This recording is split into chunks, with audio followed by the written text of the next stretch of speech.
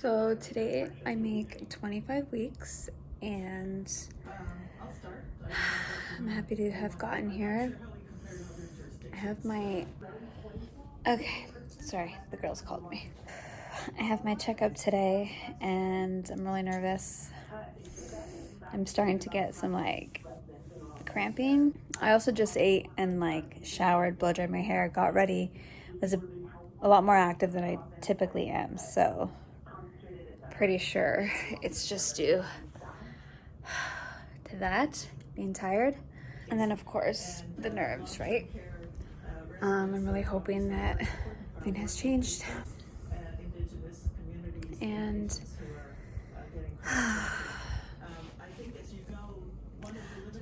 oh, I'm not sure why this feels this way. Oh. This is a strange one. This one's right above my belly button, so it happened last week. Don't know what it is. Really knocks the wind out of me though. I guess I'll ask about it today. So I'm just gonna rest here and then I'll let you guys know how the appointment goes. Wish me luck. Great news. I just got back now from my appointment. It's literally it's a whole day thing. But anyway, it was nice to get out of the house, the hotel room. So appointment update, did my ultrasound and it came back good, meaning nothing's changed.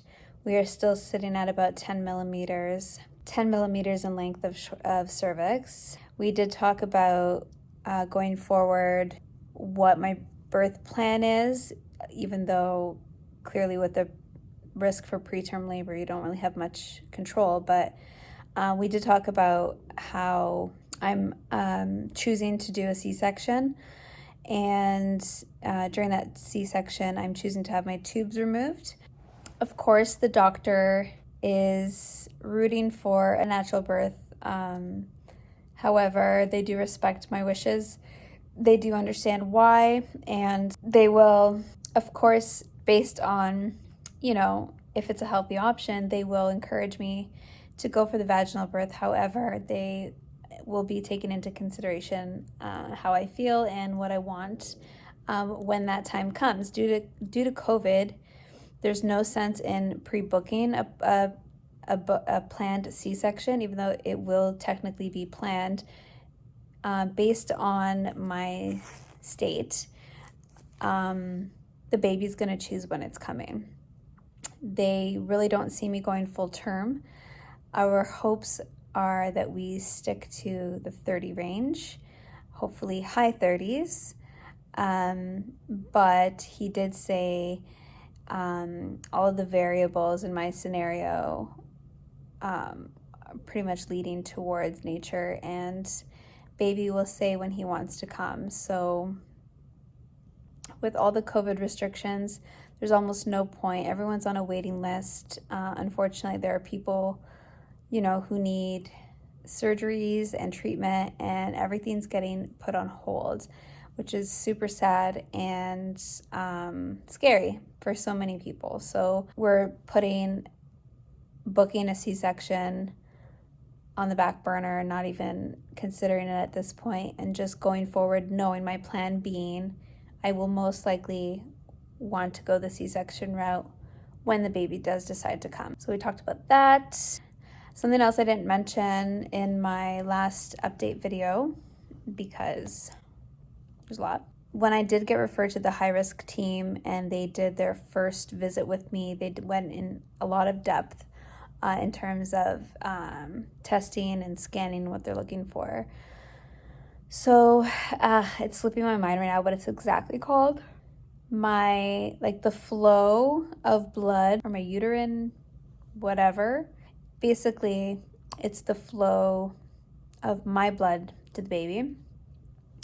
And I have something called notching.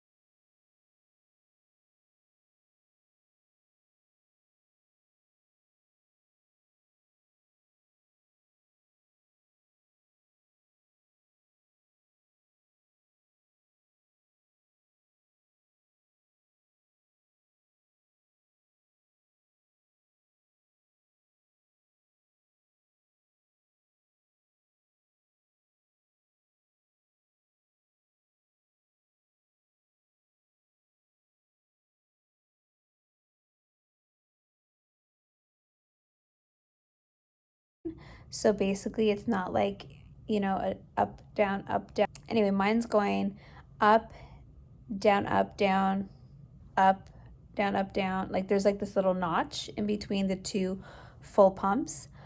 And so when they initially discovered that, it wasn't a huge cause for concern. It was noted.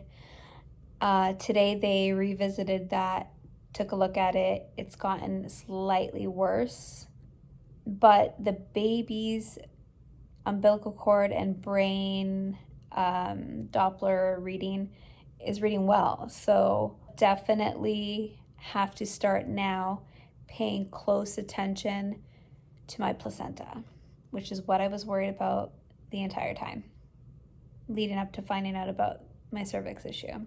That being said, just knowing they're looking at all these these details with a fine-tooth comb really helps to reassure me that whatever's going to happen is going to happen, but we're on it. Like we're as on it as we can be. So I need to just let go and do everything that I can and that I have been doing, and just leave it up to the universe and this baby to decide what's going to happen next. So nothing's changed cervix-wise, which is great. They did reconfirm that come 28 weeks, they'll have to reevaluate and see where we go from there, because like once you get like 30 weeks pregnant, the length of your cervix doesn't matter as much because it should be working its way down anyway. However, the issue now is that blood flow, and a negative result of that could be the baby just doesn't grow as well, and he is on the lower percentile at the moment. Now, I have had small babies in the past, so it could be something very normal, but given everything, it's definitely something that they're really keeping an eye on. So now going forward, it's let's see how he's growing. Is the blood flow causing an issue? And if he doesn't get big enough, 28 weeks may not be enough for me to go home. I may have to still be in their care for now, further reasons. And that's where we are. I look like a hobo. So that's the update as of right now. I will be going in next Tuesday at my 26-week mark, and I'll be doing my blood work. They'll be testing my placenta through my blood, checking my hemoglobin, iron, all of that stuff. And I'll also be doing the glucose. They'll be screening for the glucose. However, I don't have to drink the drink. I guess because it's like it's strange, but I don't know if it's because it's the high-risk clinic that they have like a way around it they do, I guess, more in-depth testing where it's not necessary. I'm not mad at that. Not that I ever had an issue with those, but it's just when it's not cold, it's really hard to just down it. But for those who don't know, that like they give you this like really sugary drink that you got to drink, and then you go for blood work. It's a test for like diabetes and stuff. I'll be doing that next week as well, and finding out where we're at. 26 sounds so much more achievable. Like it sounds so much closer to 28, obviously, than 25 does. And it's crazy how literally from 1 week to the next, you've reached a whole nother milestone. And it's amazing because, mind you, I was in my 20s and totally like naive, but like my first pregnancy, as nervous as I was, like anyone pregnant is, you know, you read, you learn, and, you know, you wonder how your journey is going to be. But